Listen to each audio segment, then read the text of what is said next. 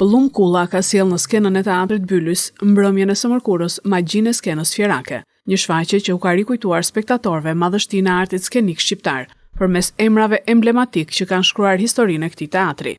Loja mjeshtërore e aktorëve fjerak si Astrid Hasani, Klajdi Marku, Miola Sitaj e të tjerë, këngët, vallet, por dhe dedikimi për artistët e larguar nga jeta e kanë bërë këtë mbrëmje të paharrueshme.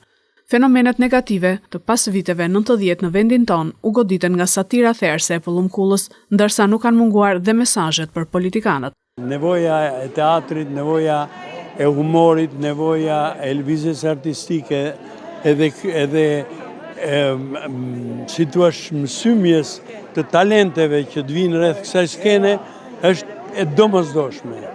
Edhe njerëzit tani një diçka të kenë, një shkëndijë të kenë, ja mbathin për Tiranë, edhe mundohen t'i kapen për gjitha gjërat e ato organizimet që ka vetë Tirana me kanale televizive dhe me organizmat e ndryshme.